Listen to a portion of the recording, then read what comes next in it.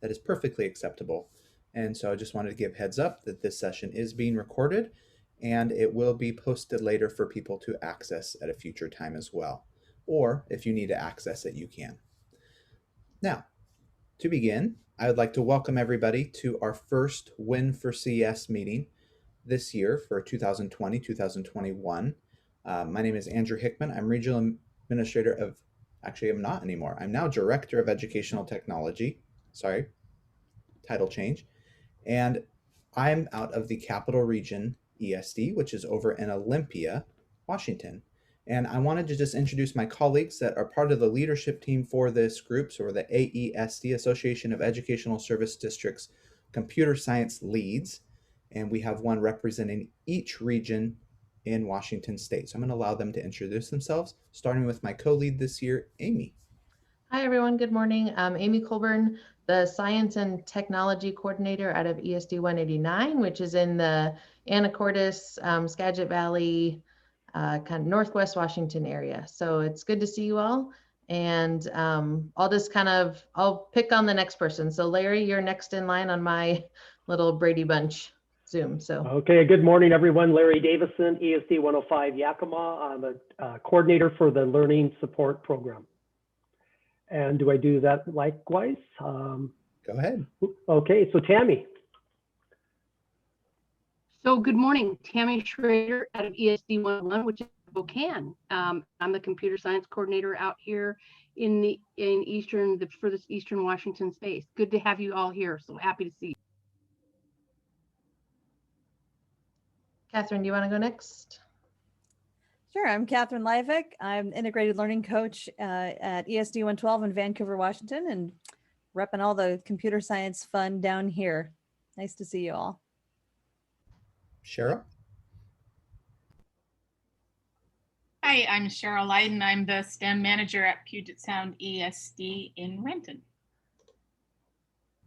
Okay, and I have Sue next on mine. Good morning, everybody. I'm Sue Kane. I am in North Central Washington at NCESD 171. Shannon. Good morning. I'm Shannon Thiessen, and I'm the Computer Science Program Supervisor at OSPI. Kimberly. Good morning. I'm Kimberly Hetrick. I'm the CCL and CTE coordinator at ESD 114 in Bremerton. And Mike. Good morning. I'm Mike Esping. I'm in Tri-Cities in the wonderful area of Richland, calling from today. Support computer science and math in our region. And we also have Pete Phillips, also part of the North Central ESD region, so up in North Central Washington. I don't believe he is on today. And we just wanted to once again thank you to the Washington Integration Network for Computer Science. This group, our overall goal is to promote computer science for K-12. Last year, we focused on computational thinking. We're going to continue that, as well as thinking about computer science in all learning environments. So your traditional in-classroom model, your hybrid models, as well as remote teaching is another one of our additional focuses this year for obvious reasons. And so with that, we want to get into what we're going to do today. So our agenda for today, and we did shorten these meetings down to 2 hours. And the reason for that being is we don't want anybody to have Zoom fatigue, but we do want to make sure that you get this amazing information out to support computer science within your district, your building, or in your own personal classroom. So we have a welcome and introduction activity coming up. We then will go into a making sense of the brand new computer science guidance document, which we're very excited to show all of this group. It's going to be a remarkable tool for you to use. We are going to have a networking opportunity to have you introduce yourself and meet the other people part of this group, because this is a statewide network, which means that you have resources from across the state and support that you can tie into. And then at the end, we will have a highlight from Tech Bridge Girls. And we have one of their people here today, and she will introduce herself in a little bit. I'm very excited for that work and our partnership with them. And so with that, we're going to begin. Amy. All right, so the first thing that we want to do is just get a sense of who's in the room and what role you're in. So I'm going to launch a poll, And there's just 2 questions. And the first question is, what ESD are you from? And if you're not quite sure, if you have the link to the slide deck, there's a quick map where you can generally, you know, if you're really close to a certain region that we mentioned earlier. And then the second question is, what title best describes your role? But it's really a multiple, you can select all of them that apply. So if you're an elementary teacher, you're going to click elementary and teacher. So select all of those descriptions that apply to your role.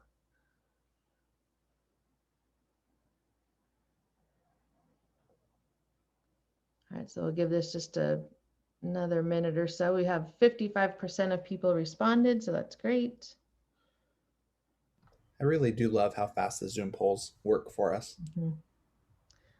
And every once in a while, people say that they can't find it, and sometimes it seems to hide behind stuff. So if you have multiple screens or multiple things up, it might, if you can't see it, it might be hiding behind something else.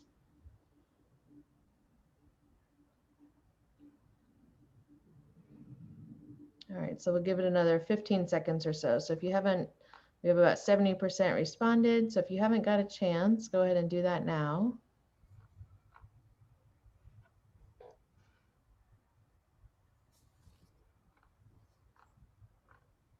All right, so another 3 seconds. All right. So we'll share these results just so people can kind of see where we're at. So it looks like quite a few people from the 121 region, so out of Renton, and then kind of all over the state, of course. And then question number 2, lots of elementary folks here with us today, but you can see the distribution across kind of all of those roles. So really exciting to see everyone here and excited to have this be the first meeting of the year, as Andrew mentioned. So I'll stop sharing these. If it stays up, you can just hit the little X in the top right corner and it'll go away.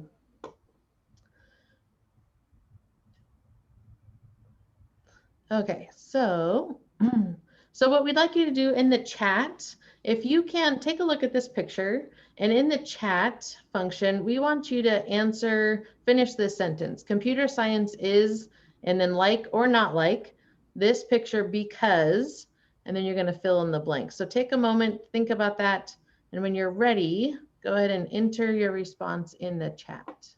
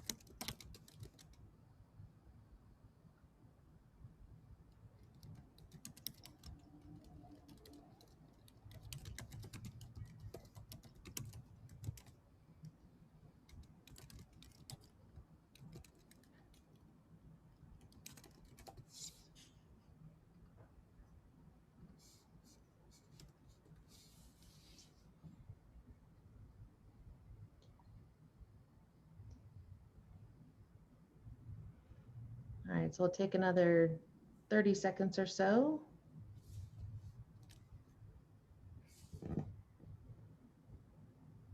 Some great responses. If you've already responded, just kind of scroll through that chat and see what some other people have said. I like a couple in particular that kind of stood out to me because I thought, this is what I was thinking, but Rena said it so concisely. It is on the verge of taking off. It just needs a lot of fuel. And isn't that the truth? And then several people said something kind of like this, but let's see, where did it go? Computer science is like this picture because its goal is innovation and discovery of the current unknown. So Angelica posted that for us. I like the CS is like the image because it's just like the space. It's the possibilities are endless and vast. Yep, that was one that stood out to me too.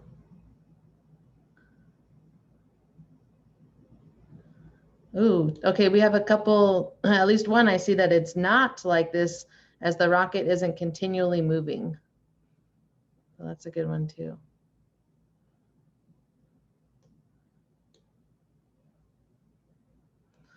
All right, so yeah, if you take a look at those, if you haven't had a chance to just kind of read through, really like this kind of the association kind of starters, just get our brains going. So the next thing that we want to look at is the guidance on teaching computer science in Washington State K-12 public schools. So this was just completed, and we're going to really dig this today. One of today's big goals is to really dig into the guidance document that, and Shannon's going to take us through that. So just to get kind of warmed up and ready to have that conversation, our intro activity today is going to be to read 2 pages of this document. So we're going to read the introduction and then or the executive summary and then the introduction and background. And one of the things that's really kind of exciting about this document is Shannon worked tirelessly to get this together. But as we go through this today, those of you that were part of our computer science group last year, you'll see a lot of the work that we did reflected in this document.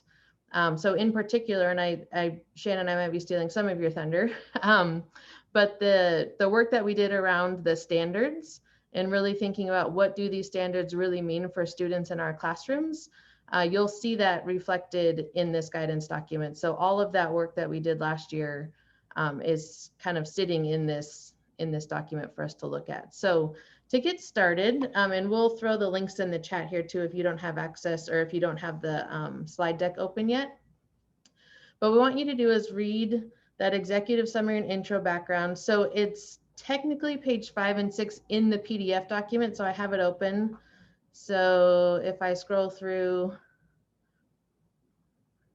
it's just really after the table of contents. The tricky part with anything online is it's page 5 and 6 of the PDF, but if you look at the actual page numbers, it's 1 and 2. So I just want to make sure everyone's actually reading the right section. So it should say executive summary and then intro and background. So we're just going to give you a couple minutes to read those 2 pages. And then what we'd like you to do is after you read that, kind of be looking for a sentence, a phrase, and a word that sticks out to you that has some meaning. And then think about if there's any questions you have. And as you do that, there's a link to a Padlet. And we'd like you to put your sentence, your phrase, your word, and any questions you have. So if you have more than one, that's great. And just pop those into the Padlet either as you're reading or as you finish reading. So we'll give you a couple minutes to do that. I'll kind of just keep my eye on the Padlet and see how much time we need, but probably 5 to 10 minutes we'll take for this. And for those that haven't opened the slide deck, I just posted a link to the guidance document so you can get to page 5 and 6. So please check the chat and you should be able to click the link to the PDF.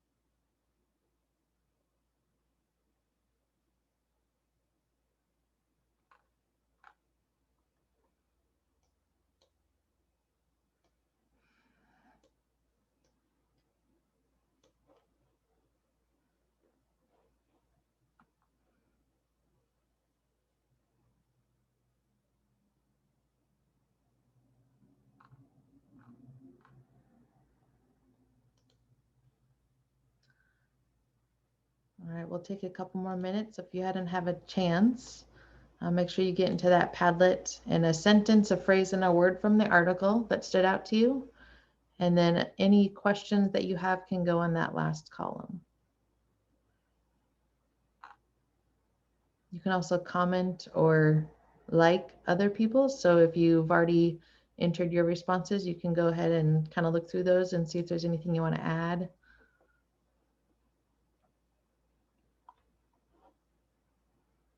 So it'll take about 3 more minutes.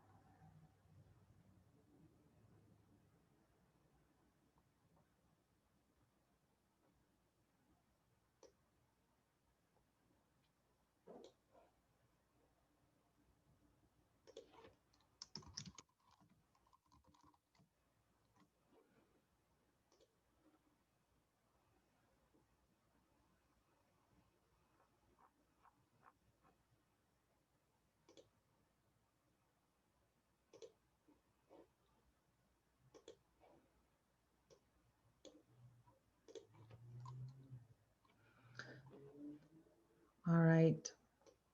So when I look across the sentence, phrase, and a word, this activity always is super interesting to me because it's seeing what I found important or what stood out to me versus what stood out to you. It's always just interesting to compare and contrast, those differences. So thank you for that. And then I see some people are responding, so this is great. Just to kind of answer one another's questions or share ideas. One thing that did jump out to me, I was on the questions. There's a lot of items there about, what are other people doing, what's working, just kind of a space to share. And that is one of the things this year that you see in our agenda for today, and you'll see it in the next 2 meetings as well, is time for that collaboration and sharing across districts and across the state. So we're trying to build that in intentionally this year so that you all can have a chance to collaborate with one another.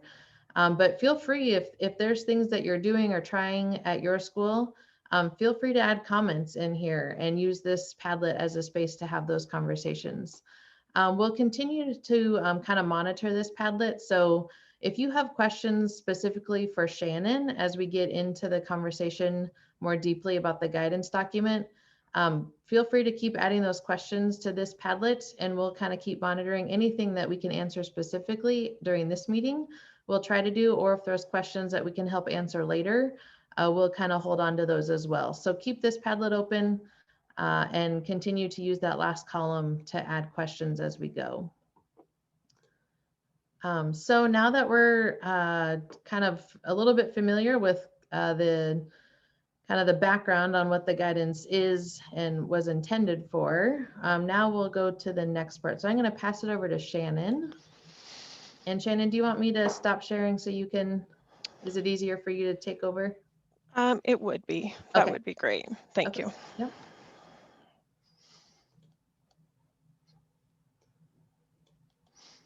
So good morning, everyone, and thank you so much for being here. Hopefully, I'll be able to share a lot of new information for you and let you know what we're moving to next and going forward. So first thing I want to do is let you know that the grants were given out. And so on the slide 8, there are the names of some of the schools and districts that received the computer science grant. Your ESDs have been notified that you did receive this grant. And it looks like we also have 5 schools that are going to be doing script. So we're going to do another script training here soon, and we'll open that up for additional districts as well.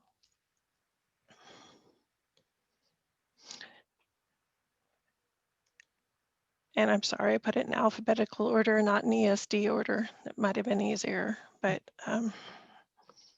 well, just give you an idea too of the districts around you who are working in computer science, and maybe they might need some support. You guys have a lot of knowledge to share.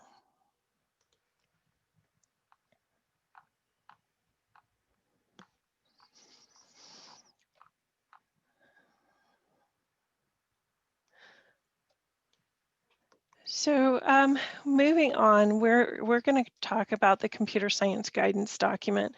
So this document is pretty long, but there are 3 major sections in it for different purposes. You're not going to find probably that you need the whole 126-page document, but there are some resources in there as well. The document took us almost a year to do. There was a team of about 20 of us that got together. There were teachers, university administrators, STEM directors, all part of putting this document together. We have a couple things that we have to do. With the legislature, they want to have all schools offer or all high schools must offer a computer science course in 22-23. So in the spirit of that, we needed that definition. So what exactly is a computer science class, and what does that look like in your classrooms? The biggest part of the document is the definition of computer science. And what I would like you to try to do is try to kind of disconnect yourself from products or tools or whether it's Project Lead the Way. We're not going to be identifying things that way within the definition, but you should be able to see some of that in some of the criteria that's here. Could we have added more? Probably, but we believe this is the most succinct version. I know it's not a one-liner, but you should be able to look at it and see where you're in there as well. some of the more specific classes we'll get to in a little bit. But the whole idea is to give us that definition, and then what we're going to be able to do with that is start tracking schools and whether they're offering it as a high school offering. There are really two documents. What I did was I pulled this document apart, and I just pulled the course codes out of it, and we'll take a look at what the course codes are.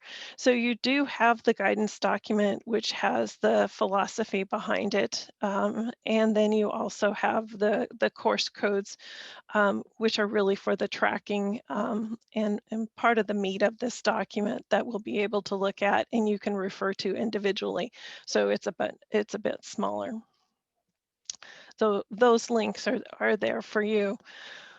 What I want to do is really take a look at what's in this document. We did go through the definition, and you guys did read the background in that, but we also wanted to make sure that we talked a little bit about the overlap.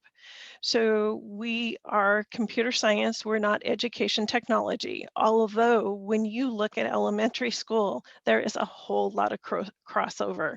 So all of those foundations of the ed tech standards are needed in providing computer science coursework. But we wanted to kind of separate that out, because when we're tracking our computer science courses, we will not be tracking Word or Excel or some of the applications on how to use an application. We're going to be tracking those that are more creating solutions, more innovation. Also, some information on the foundation. We do have a standards document that is on our website as well. So we did do a little bit of, brought a little bit of that over as well. And my mouse stopped, hold on. Of course it did.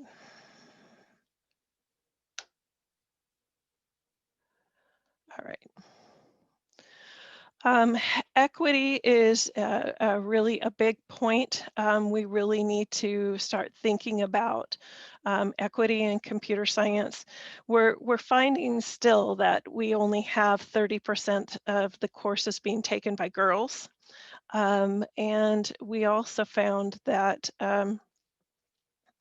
we only have 5% of the students in Washington State taking a computer science course, and 5% is not equity.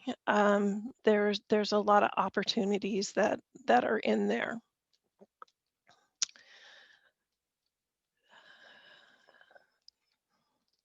I'm going to let you guys read this. I don't want to do that. I want to get down here to some of the meat.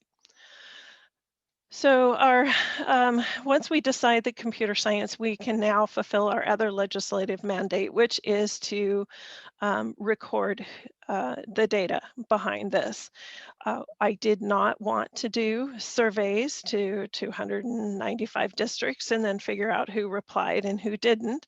And so what we're going to do is we're going to do this so nobody has to do any reporting work, in that I will be pulling it out of the CEDARS data. To pull it out of the CEDARS data, we really need to go back to that definition of computer science and look at our courses and what are we teaching that is computer science, and make sure it's coded correctly. So right now, when I go through some of the coded computer science classes, I actually saw an English class in there as well. So the data is not very clean, and so we're hoping to have this help us tracking which high schools are offering computer science, but also making sure that it's not an added requirement for districts to report on. So we will be pulling those out. We need to really clean up the data. And so what we did as a team is we defined what state course codes. You cannot pull the courses by SIP. So we're going to have to make sure. I did notice that there were about 400 there were 400 definitions in there that that didn't really have anything to do with computer science. And so what we did is outline these. We also added some new ones because we're going to see a whole lot of cybersecurity becoming more and more popular. We're looking at what's going to happen when they develop some AI courses as well. But everything in the red is new course codes starting in 21, 22. And you'll notice Project Lead the Way did get a bunch of course codes just for their classes. So we can break those out. It's much smaller than what we had before, but what I've tried to do is we've tried to kind of outline this, especially in terms for CTE. So if you have a SIP code, this should tell you what kind of state course codes and what they mean. Before we had a table that had a bunch of numbers in it and it was pick your number. But what we're asking now is that we go back through those and look at what exactly we are teaching and apply that to the course codes. Hopefully that's not going to be a lot of work since we don't have too many computer science courses. We went through here, we highlighted the new ones, but I did also want to make sure you understand that some of these, like digital media technology and digital media design, while they are applicable in that pathway, those are not computer science because they do not fall within our definition. Wanted to include them so the pathway doesn't look like there's not very much to offer in there, but those are items that would not be considered computer science. And I apparently am. So this is the, Dan, this is the updated SIP code chart. I did give it to Becky and Lance to include in the CTE update. So my hope is that that's why I left it in the same format too, because I don't want you guys having to reinterpret a different format when you're looking at the SIP codes as well. So, this chart was approved by the CTE at OSPI, and it's also going to be included in the CEDARS manual. So when we have districts looking at those course codes, it's going to be in that as well. So hopefully that will help there. But just having a course name, again, is kind of limiting. You do have course descriptions for pathways, but there's really more involved in these courses. What we added in addition to this, is we added all of the course descriptions. And so if you're going to use a course code for computer science principles, this is what should be the content of that course. Those were taken directly from the national SCED descriptions. So they are, I guess they're really common. We're hoping too that this is going to help us with the national course codes to track nationally where we are in relation to other to other states. You're not going to have to resubmit any new frameworks. The frameworks, your framework should pretty much stay the same. What we're asking you to do is go through the state course code and make sure that your course code is adjusted to that framework. There are 2 new SIP codes that we added. We did add one for cybersecurity. So those of you who have cybersecurity classes, remember you're on your approval cycle, and so you don't have to make those changes until you have to redo those frameworks. So it's for that. And then the other one we added was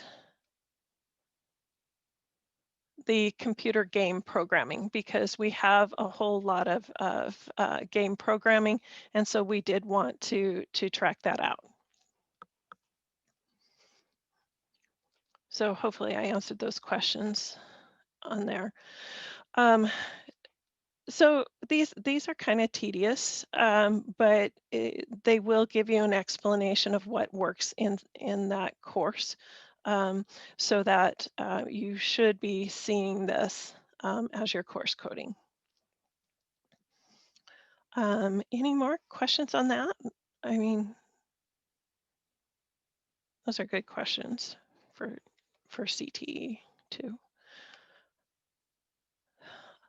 You know, and also when you're looking at you know, implement new classes, you can take a look at which ones of these are computer science. And that's another big section of the document. And like I said, I just took this course code one and we put it into a standalone document by itself. And that document is also integrated into the CEDARS manual. But I think the most important part of the document for our team and what we worked on the longest, and thank you guys to all your help, is to actually take a look at how we can make it easier to read the standards and implement the standards in the classroom. What we decided to do is take a look at it through the practice statements, and you know, these are pretty much what you do. And so taking a look at those in light of what you should know through the standards, we did develop a standards and practices guidance document or guidance section on here. So the guidance section is divided by practices and by grade bands. So if you take a look at, say in practice 1, there is standards 1, you should be able to see a kind of a description of it, what the practice might look like. And if you remember, the practices actually, they're broken up into sections that are more available for grade bands. So in the practices document, you would see this statement here for K2. And so we just pulled that out and we put it in here for one place.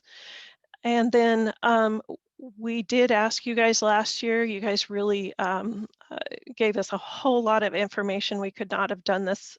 This was the biggest part of it, is looking at samples of student performance. Couple reasons for this is not only to kind of understand how the standards and practices look like together, but also we want it so if administrators can walk into a classroom, they can see what computer science looks like, because these are the things that students would be doing.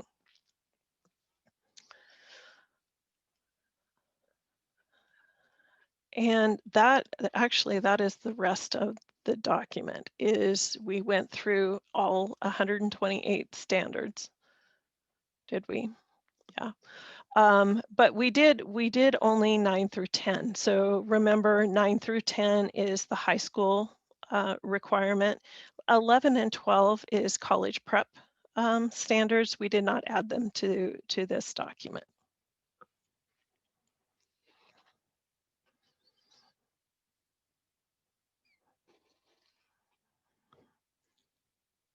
So you should be able to see yourselves in here too. For those of you who participated, you can you should be able to see yourselves in some of those descriptions that you did, which I think is kind of cool. And I think now if you take a look at this, you're going to understand how it took us a year to do this document, because we did want to make sure we did it correctly and we got it right. So there's a lot of information in there. Any other questions? My hope is that this document can be usable. I want this to you to be able to pull it apart, pull out your grade band, take a look at it, and have that as a resource, and not as something else that's sitting in the corner or saved in a drive somewhere, and that you could use it. Okay. Not seeing any more questions. So I think what we want to do next is really, I want to kind of think around really how applicable are these guidance activities and that are in this document. So what I've done is I have broken this out into 2 different PowerPoints. And what I'm hoping that you will do is that you will take a look at a grade band, specifically probably the one that you're most comfortable with, that you'll take a look at a grade band. And I have chosen just one standard from that grade band. And I'm hoping that you can highlight the sections in there and tell me, do I agree? Is this something that you thought differently about? Is this new information? Is this not clear? Where would we need to make some changes? I really want this document to be a living document. I don't want this to be something that stays 2020 and never changes. And so, we already did that when we added the 2 new SIP codes in August. We went in and we changed the document. So when you kind of go through there and that highlight it, you can just use the little icon, the plus, the equals. You could write me a note in there if you want, or you can go down into the concepts down here. And actually, that's the notes section, sorry. You can go down to the notes section here, and if you really want to type me out a big long message too that gives me more information, I would be happy to get the feedback for that. So I have 2 documents. Well, they're just two PowerPoints. I put the link down there, but I'm going to put the link in the, oh, thank you, Amy. Amy put the link in the chat. And so what it's going to do is it's going to bring you into this document. And again, go ahead and take a look, if you would please, at one of these that's your grade band, and go ahead and highlight, and if you would please, do you really agree with this? Is this something you don't know? We don't get it, because we really want this to be usable document, and so that feedback is really important. We did go back and get feedback for the whole document, but I really would like to look at these individually now and see what it is we can do to make it a better document. Are we good with the instructions? Shannon, if you can just show us, since you have it up, can you show us really fast how you would highlight something and then add a comment? Sure. Absolutely. So I would, let's say, okay, draw a picture. And then I can go ahead and right click comment, and it'll put the little comment box over here.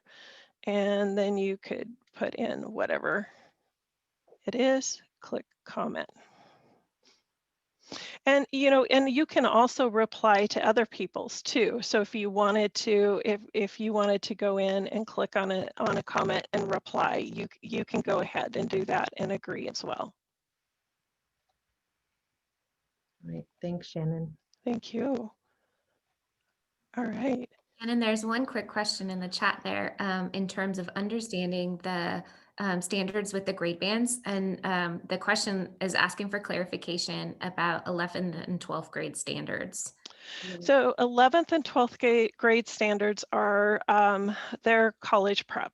So those are our standards when our committee took a look at it and our university partners looked at it and said, we don't even teach those courses until our junior and senior year for most of our computer science students. And so they said, definitely we want to make sure that we focus on having them prepared with the 910 standards. The 910 standards then are really going to be focused K-12.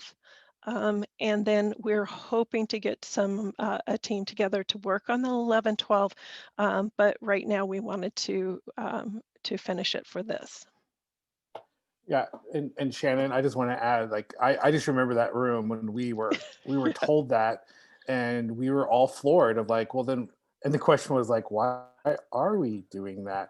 And so just working with Amy Coe as well from UW, and she's really trying to push that agenda as well of trying to understand what students really do need for introductory, and then working towards that higher level of engagement. So no, definitely it was a very interesting meeting.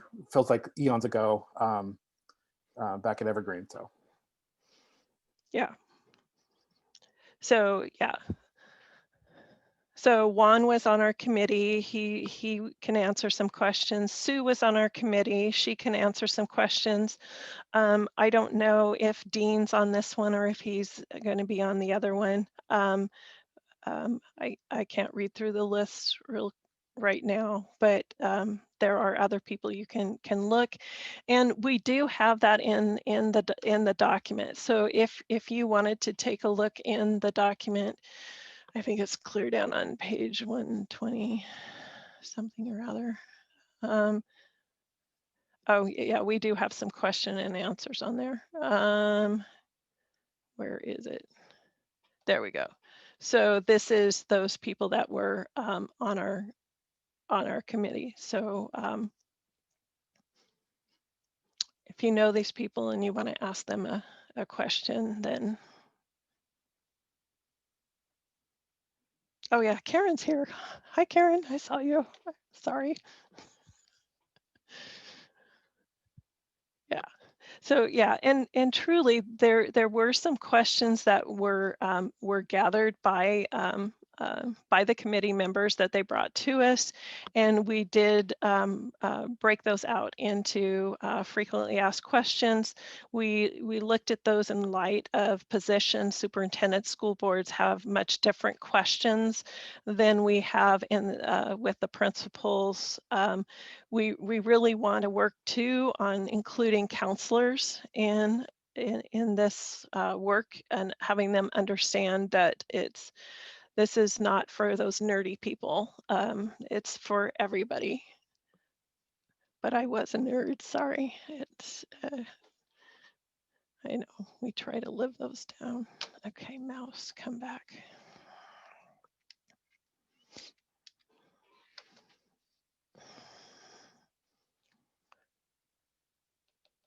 Yeah, K-8 principal. So this was very great work.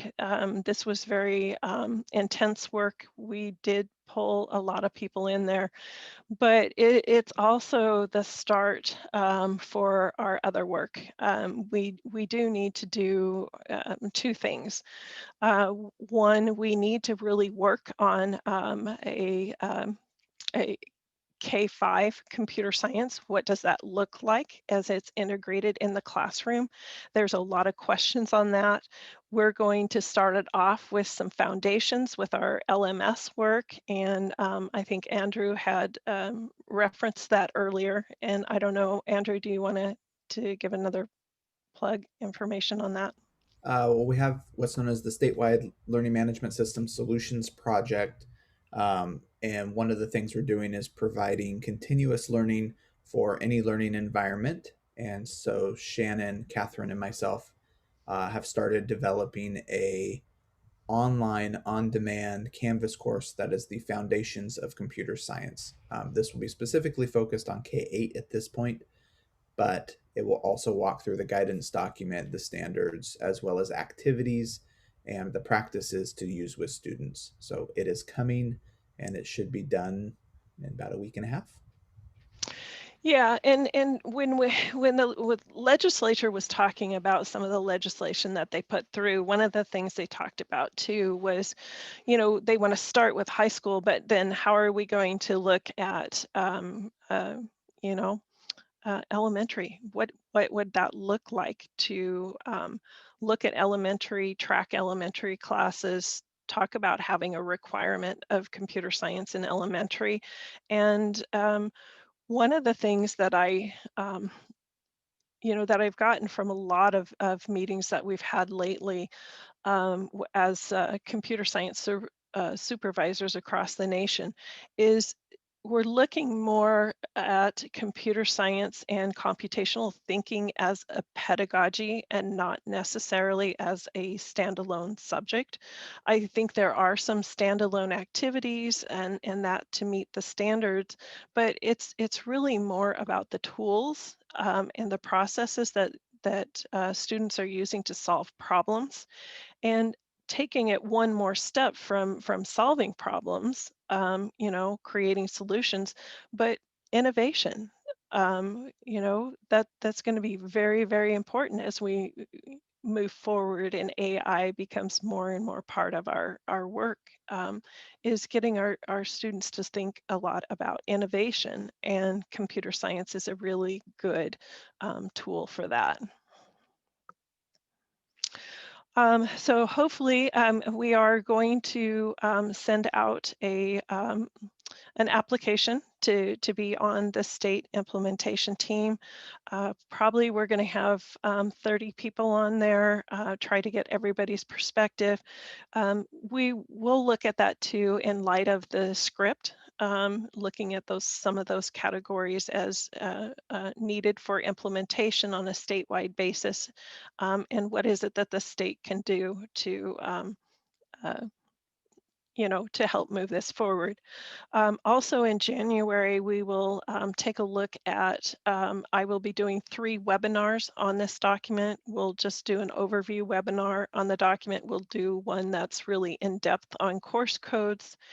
And then we'll do another one on just the standards. And so hopefully if you find this helpful, you can let other people know in your district, and we'll get those webinars out.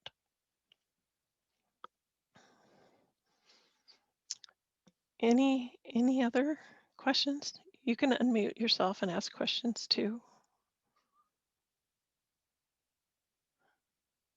So I just want to thank all of you because this document wasn't just our little team of a few of us putting this together. This document is yours. This is what you guys have come together and helped us put together for the state. So I have lots of gratefulness and thankfulness for all that you've done to help move this forward. So, all right. Anna, do we want to look at what they have added to your slide deck? It's pretty impressive. Is it? Yes. Shall we look at that? And Shannon, this is Marilyn. Yeah. Yeah. I'm sorry. I've been having internet issues all morning long. Oh, sorry. So I've been missing pieces. So if you've already answered this, then I'm sorry. Okay. Is this going to be provided to all the CTE teachers, this information, or CTE directors, this information? I have sent it to CTE. Oh, okay. All right. I guess we haven't got it. So that's why I was asking. Yeah, I don't know, maybe maybe it might be beneficial for me to see if the CTE Directors Association might. Well, I was wondering, because we have Friday meetings with Becky, that maybe you could do a presentation on this for all the CT directors in the state at one time. So we're all getting the same message and the same information. So it doesn't get distorted from one person to the next, but it comes really from the source. I think if you ask Becky, you could probably be included in one of the meetings, which would be really helpful and very much appreciated. Okay, excellent. I definitely will send Becky an email. She did do that. I already did a presentation, but she had me do it with business and marketing. Oh, okay. I think that you should do it for the director, since essentially we're responsible for the SIP codes and all the implementation of the paperwork. It'd be important that we know it. So thank you. Oh, thank you. Okay, so let's take another 3 minutes on this standards guidance activity, so everyone gets a chance to add comments using the comment feature. And while we're doing that, we're going to kind of also peruse through it. So if you haven't got a chance, go through each slide, look at what people are commenting, and add to. About 3 more minutes. Yeah. On the last page too on here, and thank you guys for everything, is I did put the newest state of CS, so you can take a look at where we are compared to the other states in the nation, and we're almost there. Once we get a state plan, we'll be one of the fewer states that have met all of the benchmarks that they required for this report. So it's interesting to look at other states. It's interesting to look at those conversations. And then there's also now a brand new Gallup poll out on perspectives and challenges in computer science that was done by Gallup to, again, our last one I think was in 2016, but look at what the perspectives are in computer science after 4 years of working as hard as we have. What kind of changes do we see in those perspectives? And have the challenges changed? So I think those are a couple good resources to look at if you have time. So I did just add those there for you too.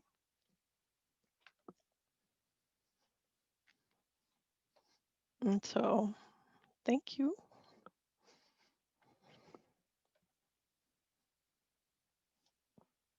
And I'm going to turn this back over to you, Amy.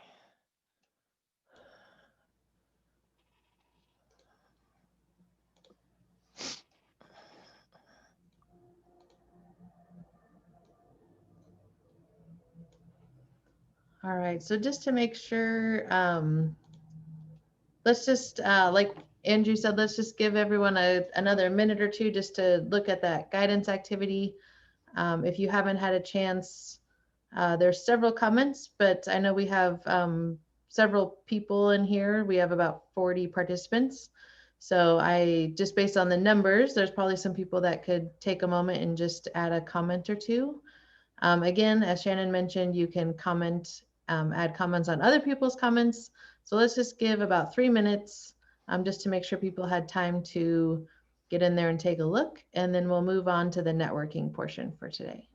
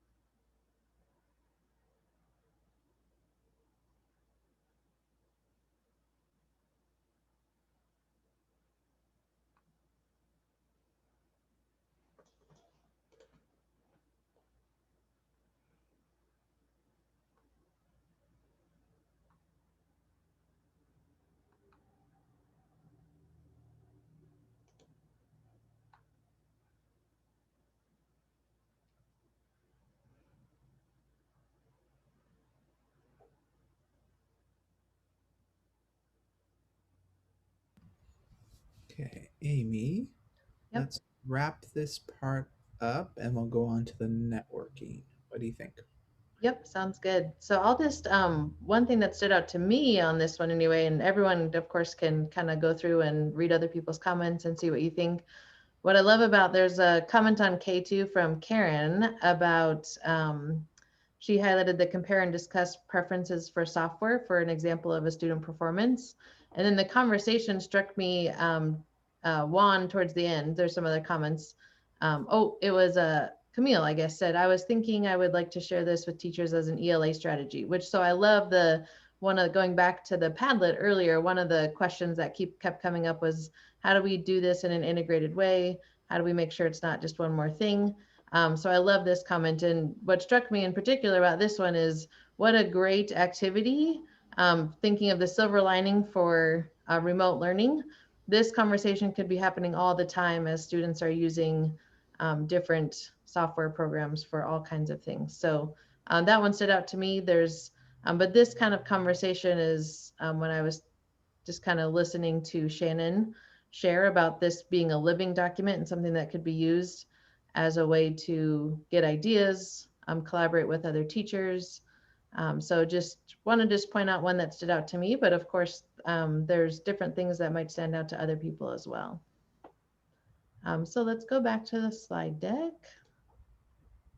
Which is actually a perfect segue to our networking piece. So as mentioned earlier, what we would like you to do is we want to provide opportunities during these sessions for you to network and collaborate with colleagues from across the state, others that are invested with computer science education, so you can problem solve, think about your role, how can you impact computer science, how can we bring more awareness, etc. So Katherine and I would like to lead you in a short networking activity. This is just a start. There will be more activities in the future to enhance your networking opportunities with each other. So Katherine, do you want to go ahead and introduce this activity? Sure. We're going to have you go out into some breakout rooms here shortly. And I'm sure by now most of you have experienced the joy of the breakout room at some point. But if that's new to you, I'm just going to mention that what we'll do is we will send out an invitation and we'll pop up on your screen and say that you are invited to join a room. Are you doing them randomly, Andrew? Yes, we're doing it. That's what I thought. I just wanted to make sure. And it'll pop up on your screen and say the host has invited you to join breakout room, whatever. And you just click the join button and you go and you will be out of this room. It's like you physically walked out of this room and into a room with some peers. So you won't hear or see what's going on in this room anymore. And for that reason, it's important that you know what your task is when you go to that other room. So what we want you to do is just introduce yourself and share who you are and what you do. What your role is in your region or district, and think about what we've talked about so far today. And what is it that you can take back to whatever it is you do? What's going to go with you that has changed since you started with us this morning? And what part of that can you use to support students in learning about computer science? And I'm not sure, Andrew, how long we have scheduled for this, but we're hoping that you'll also have time to talk about some concrete things that you could do. What are some activities that you could use in any learning environment to promote computer science? Because one of the things that we have noticed as computer science leaders is that it's everybody is where they are right now. Everybody's kind of hanging on and there's a lot of extra work to do and we're all in a different situation. In some places, computer science seems to have been paused. In other places, not so much, but we would like to have you brainstorming about ways we can keep computer science education integrated into the learning process, whether we're remote, hybrid, in person, all of the above. Did I miss anything, Andrew? Nope, but we're going to send them and we'll have at least 10 minutes, maybe 12. And really the idea is to start networking with each other. We're going to also be sent ourselves so we can also work with you.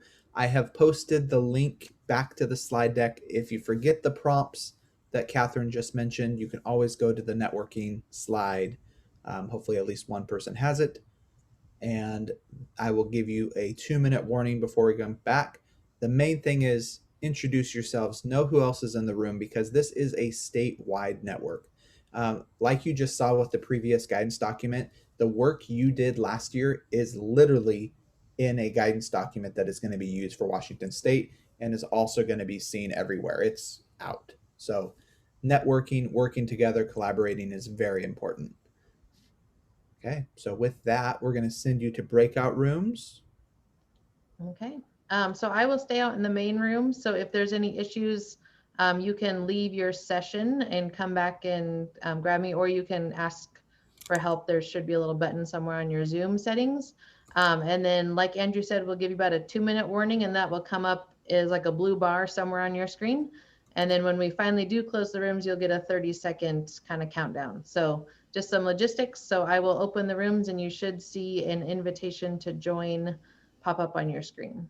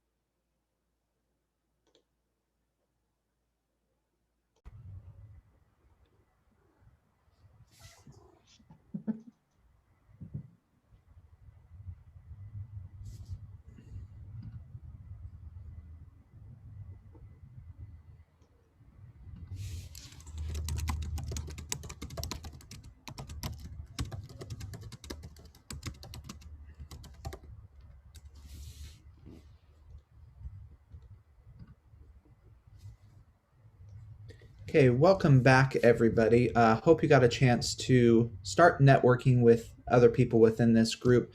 We do have an afternoon session as well. So this is not our entire group. We wanted to provide multiple opportunities. Now, one thing we would like to do, we were going to do a share out where you unmute, but looking at our time, we want to honor our guest that we have with us today, make sure she gets her full time.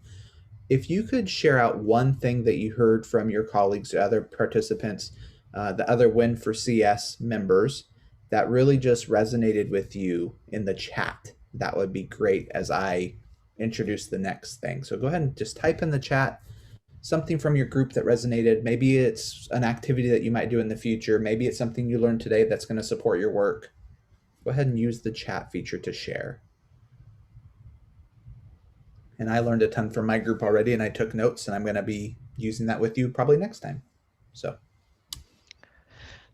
Andrew, one of the questions that came up in my group that was really interesting is can they invite teachers to this, Yes. to our team here? And Yes. so just letting everybody know that this is for everybody in their district. If you have teachers who you think will benefit from being part of this, yes, invite them.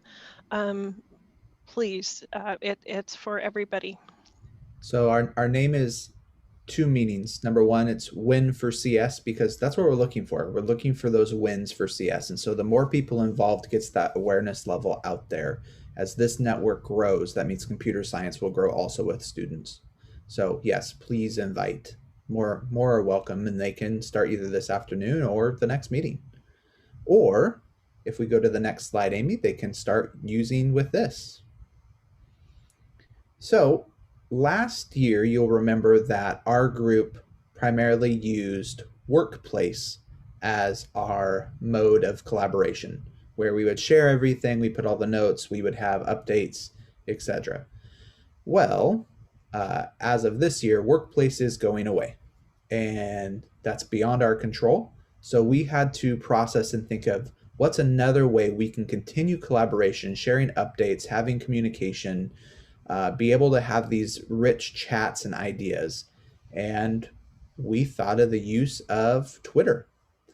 Twitter is, yes, a public entity, and you may choose not to engage where you don't ever have to type. I'm not going to force anybody to use it as a messaging, but we are going to be sharing resources, which allows us to be more transparent, have continued collaboration, including outside of our group, because more people will see this. We can share events. We could start more networking. We can share resources quickly. Updates will happen. We can get questions and have an actual Twitter chat. So we're going to try using Twitter. And we have the hashtag WINforCS, that is ours, as well as our username for this group is @WINforCS. So what I'm going to encourage, just to start with, if you and your district or you and your classroom do anything exciting with computer science or have these articles that you like and you want to share on Twitter, go ahead and either hashtag us or use our @ symbol, tag us in your post so we can start sharing these resources, etc. And just get this recognition out for the work that you do. This is all of your Twitter, and we would love collaboration. Amy, do you have anything to add on that?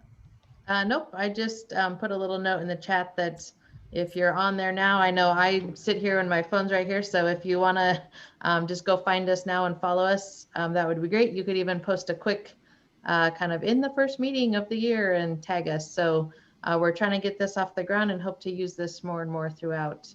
And you'll notice and you'll notice in our sticker there, it has a QR code. If you actually point your phone at that QR code, it will take you directly to the Twitter as well, just so you know.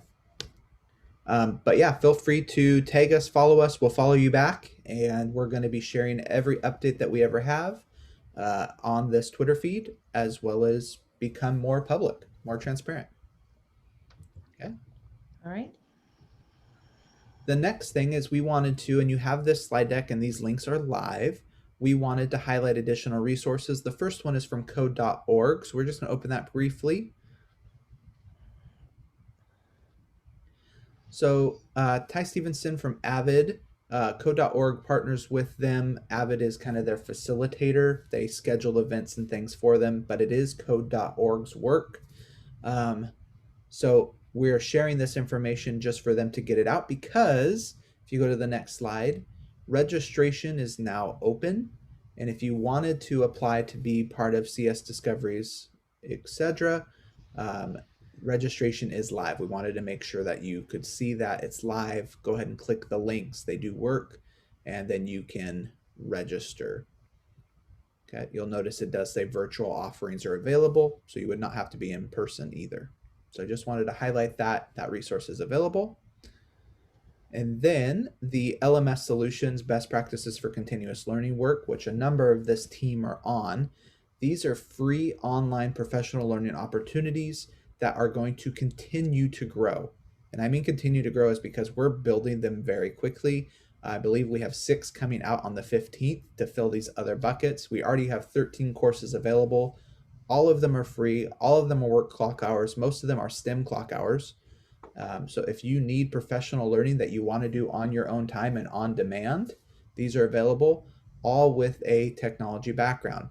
One of the ones coming out this month will be the Foundations of Computer Science course, which is really the background, and it will dive heavily into that guidance document.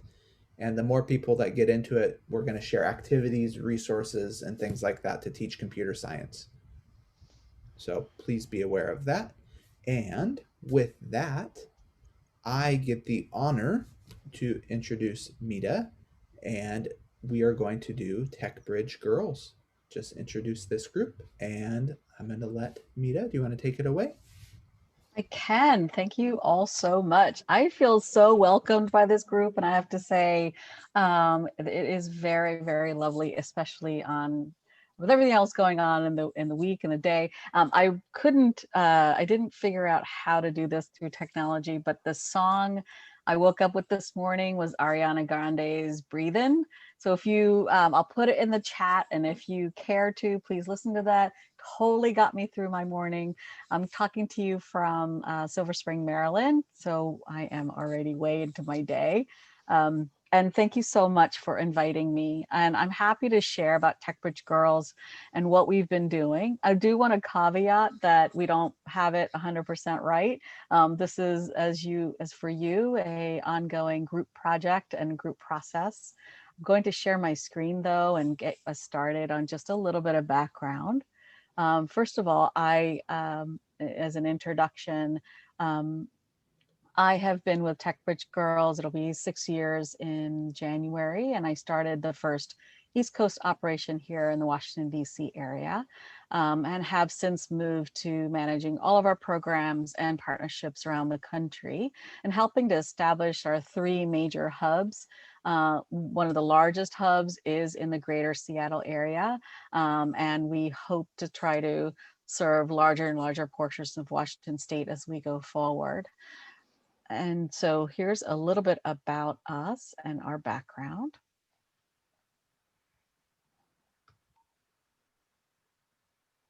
So we have been in operation for 20 years. This is actually our 20th year. We just celebrated with an online gala. It's not how we intended to celebrate, but it's how it ended up being. And it was amazing. We were able to actually have a key researcher from NIH who is working on the COVID vaccine. She's a woman of color and was able to share all about her journey.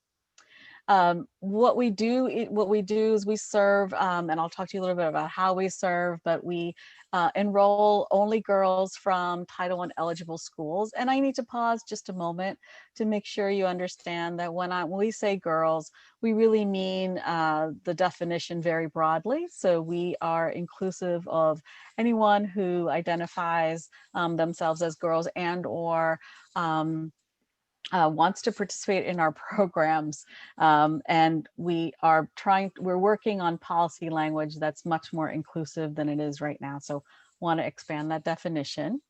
In the greater Seattle, in the country as a whole, on an annual basis, we serve around 750 girls with our after school programs, and there are 25 sites actually just in the greater Seattle area, so more than half of all of our sites. And we train about 100 educators, and through our one-day STEM conferences, 2 of which happen in Washington State, one in Highline and one at Edmonds College, we serve around 5,000 girls a year. What we know, and Shannon, please correct me because I had to check this out. We know that the gaps remain for girls, even though we've been working at this for 20 years. And I think I heard Shannon say that only 30% of the girls in the state are signed up for computer science. Is that right? That's correct. And only 5% overall, just youth in general, are registered in computer science across the state. I had a whole different slide, but when I heard you say that, I thought there isn't really a better statistics to explain that the gaps are still very wide and they still remain. And, you know, our reason for being, I have to tell you, isn't necessarily STEM. It's actually because we want girls from low-income communities to achieve economic mobility. And we think that STEM careers are an absolute vehicle for them to get there. And so ours is a long view. Ours is a view around what can happen when highly equipped, motivated educators, a vibrant, supportive community, and a really reflective national narrative come together. We think that if all those things come together and surround girls, we can help them reach economic mobility. I want to share a very quick video about one of our girls. I have a very good story to tell you about her at the end of this video to give you an illustration of exactly what we do. I'm really hoping this works out.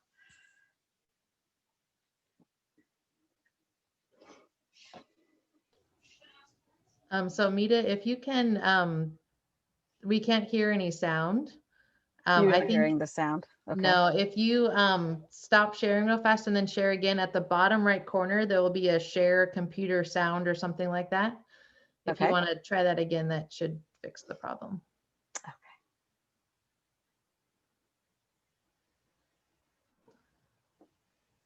Sorry about that. No, I think we've all, yeah, I know that, and I still do that all the time. So I think we've all been there. So if I go to the bottom right, excellent. Thank you. I just learned something brand new. Thank you. I learned a lot of things today, but that was one cool thing. Successful in my career because I was a woman. I didn't realize at that moment, but I should have thanked him because he really fueled my motivation to keep on going and pursue my career. My name is Eileen Indias, and I am a first-generation college student. I am a woman of color, and I'm really, really proud to be attending UC Berkeley on a full academic scholarship. I grew up in a community where we're not exposed to careers in science, technology, engineering, and math, and it's really through the efforts of one program that I am where I am today. TechBridge is an after-school program for girls. The sole purpose is to inspire girls to discover their passion for science, technology, and engineering. We really focus on introducing the girls to these wide range of STEM careers that are new to them or foreign to them. Going into TechBridge, I had no idea what it meant to be an engineer. I tell people that I honestly went the first day because they gave out free pizza. But that really was a start to this exposure that I never knew a woman could be an engineer. And from then on, I just fell in love with it and I just kept going and going. I was in your same shoes. We bring in role models that help dispel the stereotype that these girls have when it comes to engineering, to talk about their successes and their challenges and how they were able to overcome those challenges. So it's those stories that we hope inspire our girls. You have girls and women coming in with these great jobs, and you really know that, okay, I could follow their footsteps, all thanks to this program. And really seeing, a woman be this professional in her field, I think that was the most motivating part. I just really fell in love with that. We're an organization that stays committed to the girls. It's not a summer camp or internship. Girls can be in TechBridge for 6+ years, starting in elementary school all the way to high school. It wasn't just this program that I would show up to every Friday. TechBridge became the foundation for everything that I know today. Our impact with our girls, I think, is so strong. A lot of my former students are my friends on Facebook, architects and civil engineers and mechanical engineers. So it's really great to see the progress and the journey that these girls have taken.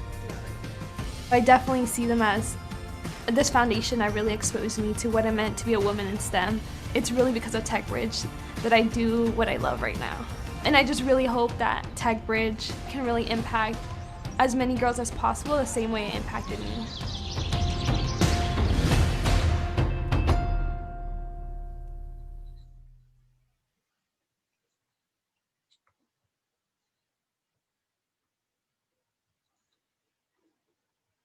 Okay.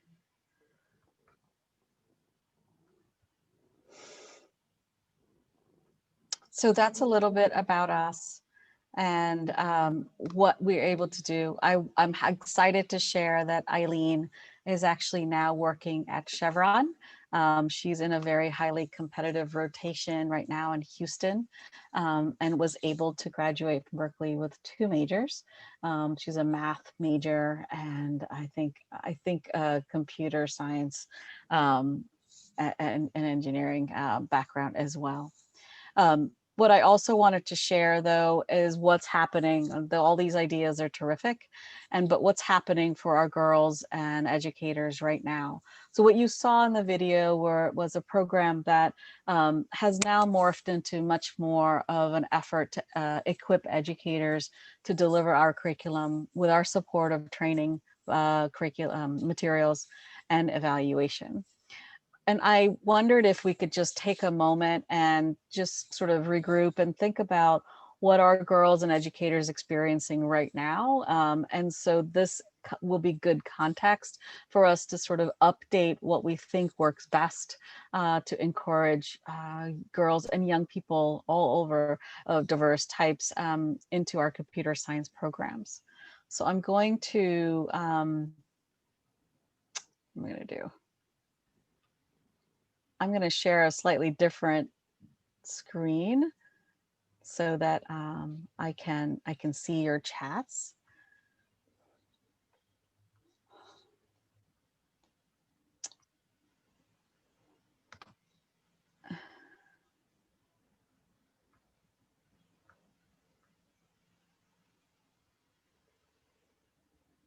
And what I'd like to do is, if in the chat, if you can take a look, I mean, these are the realities that we found were happening for our girls. But we, but I'd love to hear kind of what you think is happening for you all. I'm sorry, I'm just kind of bring up the side panel. There you are. Okay.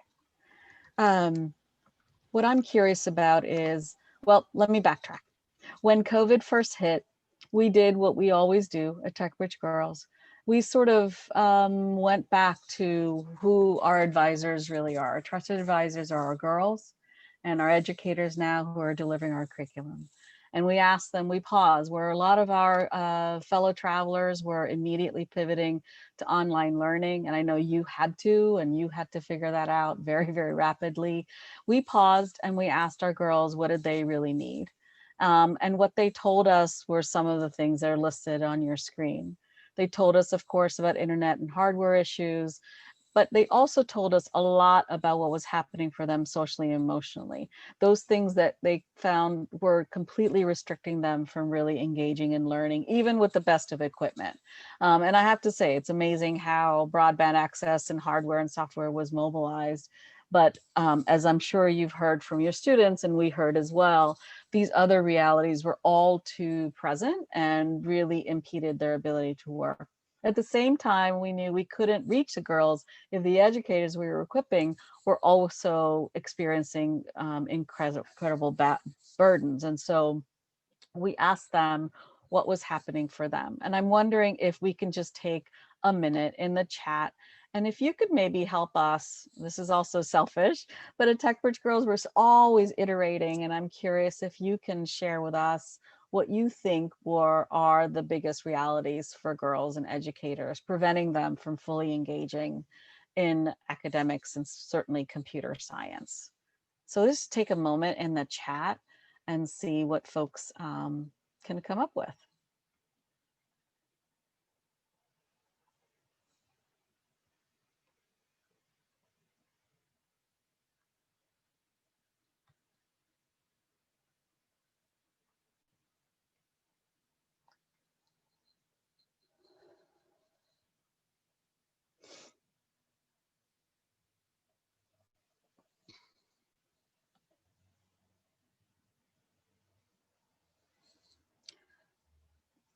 I see that some folks are talking to us about they aren't necessarily interested in engaging in very complex thinking, and being on screen is very difficult to do that.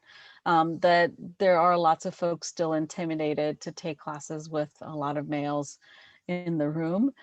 That's certainly something we hear all the time. I know you're meaning especially for the high school and beyond, and even in the middle school where there are electives.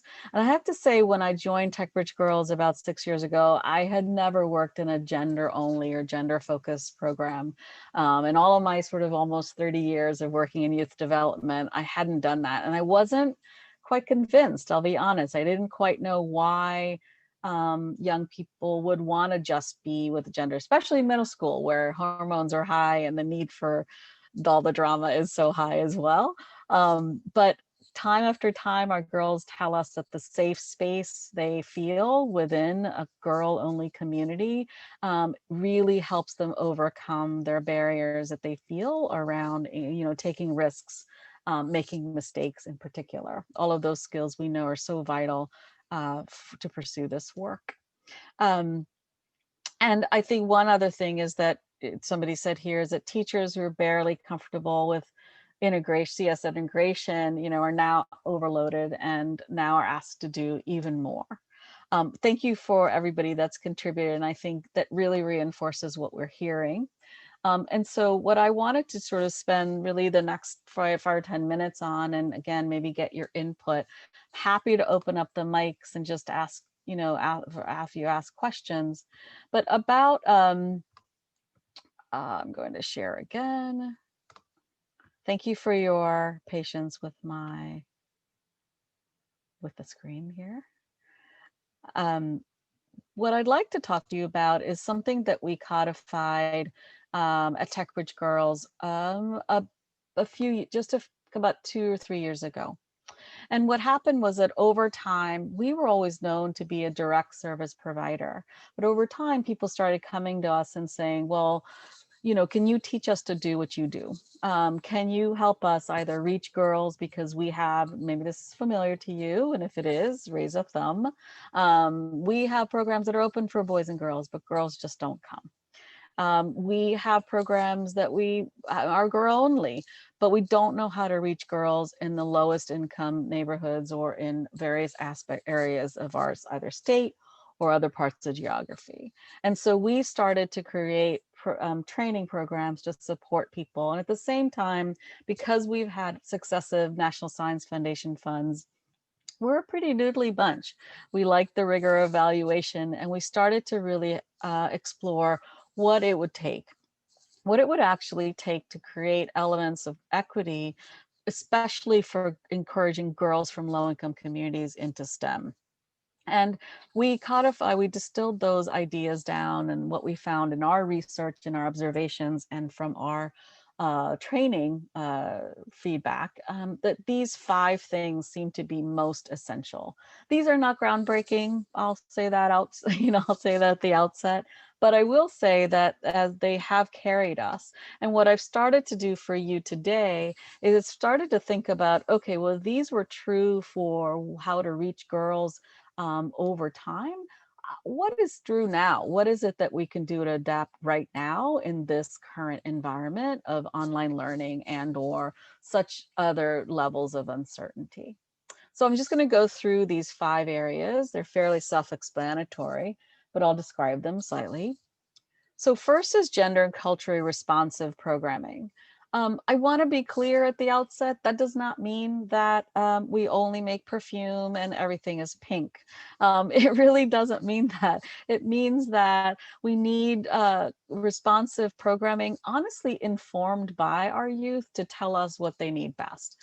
Our research and that of others has told us that girls do better in environments where they're allowed to respond without having to be called on or speak up out loud, right? Because they often in an environment that's largely male, don't feel comfortable making mistakes or outing themselves, and often have the answer.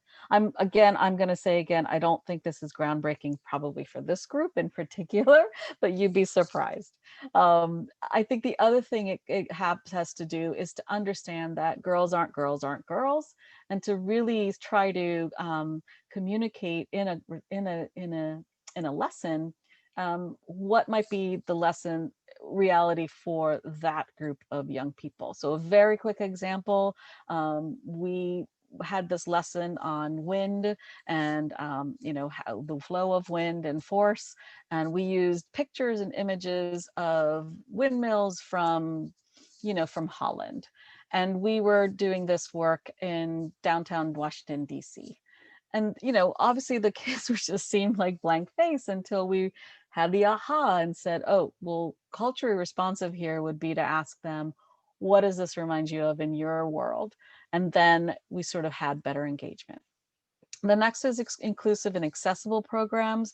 This really, I would say is a continual work in progress, but it really means probably having programs in more communities and places where young people can access them, which is expressly why we predominantly partner with schools, or in the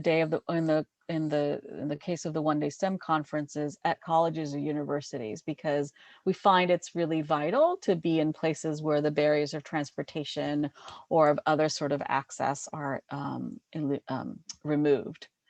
I will say that in this environment, in the COVID environment, what we did was we virtualized our programs. We also added kits. So programs that sign on with us now get a kit of all the materials needed, which eliminates any other barriers for girls to have to search around their homes or frankly dig into their family food supply to do a STEM activity online. And as you and I both know, hands-on activities make all the difference. And so we tried to do some things to overcome that barrier.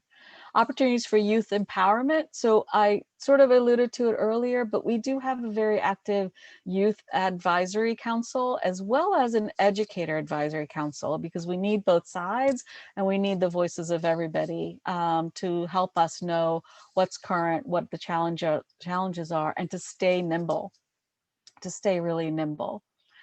We also incorporate a really strong presence of a community impact project using STEM, especially for our middle grades girls.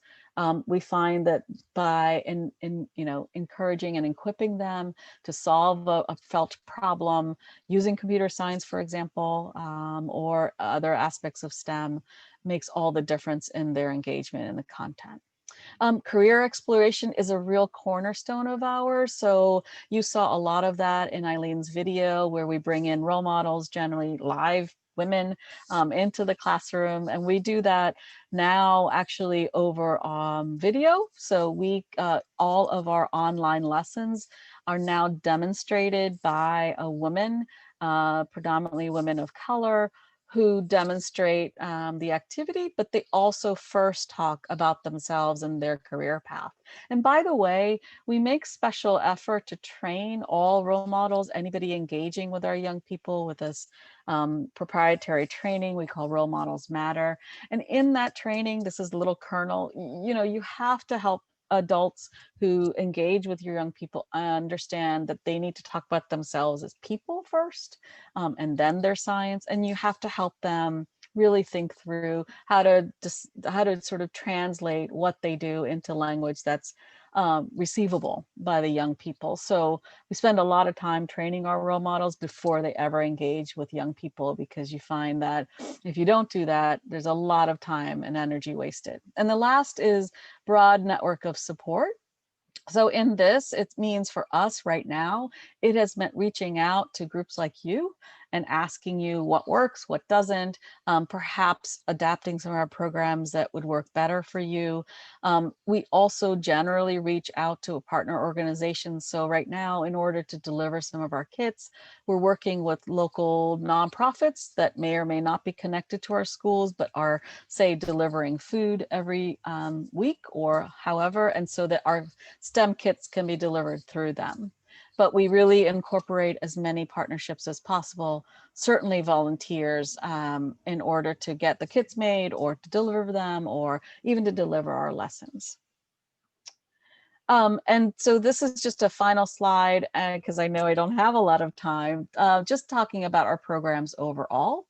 And right now I've shaded for you in gray the major program that we have to offer, and it's called TechBridge Girls at Home. It's a series of lessons that can be delivered synchronously or not. They are demonstrated by role models. We are updating them as of this fall and have new lessons as of the spring. There are computer science related lessons in there as well. And as I mentioned, they're not sequenced and scaffolded like our other programs. So there is an ability for folks to just sign on and deliver those. And there are kits available that connect to all of them. My information is going to be at the end, so if you're interested, please let me know. Our other mainstay programs include Inspire and Changemakers. These are 12 and 16-week programs respectively. They are meant to be delivered in person. They have a real live role model visit included, and we are looking at how to do field trips. We certainly are able to do those, but we're trying to virtualize those as well as part of the curriculum. The Changemakers, as you see for middle school age girls, includes a community impact project, and those girls also attend a local one-day STEM conference. And right now, those are also virtual. And that's the last sort of program we have. Expanding Your Horizons is a national effort of membership of volunteer-led groups that provide one-day STEM conferences for girls. And we have absorbed that whole body of work a couple years ago and are starting to work at how can they reach more and more girls in more spaces, and especially girls from low-income communities. So I'm going to stop there, and I think I just have a couple minutes. I included in this link that perhaps I can lean on some folks to send out, but I included a handout that enables you to take it back to your district or school and think about how you would adapt the essentials to your environment. And I listed in there, what are the elements of the essentials in each of the 5. And I also listed for you details about all of our program offerings we have right now. And my contact information is right there as well. I think I have, just to, please tell me, Andrew, if I do or not, a couple minutes to maybe field some questions in the chat. I'm happy to do that. I'm posting the link so everybody can have access to the slide deck. But yeah, please feel free to take some questions.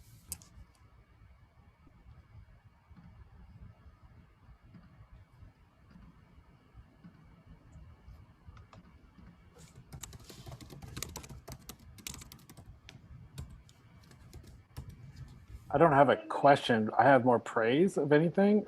So we've had TechBridge Girls in Highline Public Schools for the last 4 years at the elementary, middle school, and they did a pilot at the high school, and it was a game changer for a lot of our young ladies.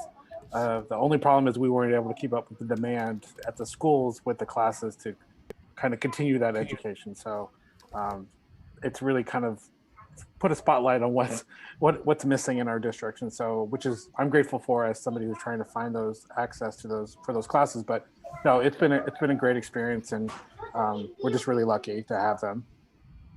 Well, thank you so much, and your check is in the mail. But we really do appreciate working with Highline. Highline was actually an early adopter. Highline is one of the main reasons we have stayed and have been able to sustain in the greater Seattle area.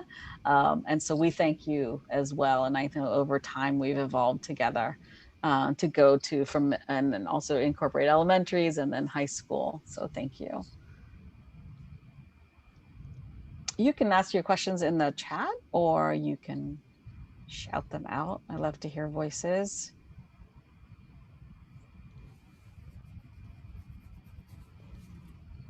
I'm also available through my personal email. If you would like to reach out to me on my own, I'm happy to field any questions you might have that way too.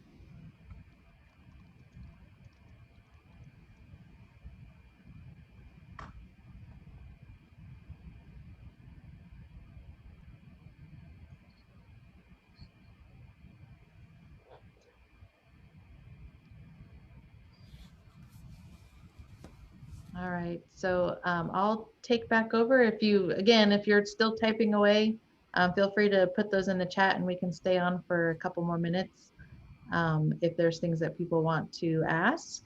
And again, we'll link, Andrew threw the link to the slide deck in the chat. I'll add it to the slide deck that you have access to for today. So it's kind of all in one place as well. So you'll see that in the TechBridge slide towards the end. It's been added. Oh, it's already been added. Okay, perfect. So just one more thing really quick. I know we're already a minute or so over. If you can, I just put it in the chat. If you could take the closing survey for us, that would be super helpful. It's just a couple questions. Our next meeting is Tuesday, February 2nd. So same time and Zoom link will get you back here to join us. And then again, we mentioned this earlier, but if you have other people who may be interested, teachers, TOSAs, administrators, friends, whatever, anyone who would you think might be interested in this work, the registration for the morning or afternoon sessions are in this deck as well. So please forward those on to anyone who might be interested. And I think, unless there's, Andrew, is there anything else? No, just go ahead and take the survey. We thank you all for being here today. We thank you for being part of this group. Don't forget to tag us in your tweets if you have any computer science. And we're excited for this year. Thank you, everyone. Thanks, everyone. Thank you, guys. And just like in all Zoom fashion, we all wave at each other and say goodbye.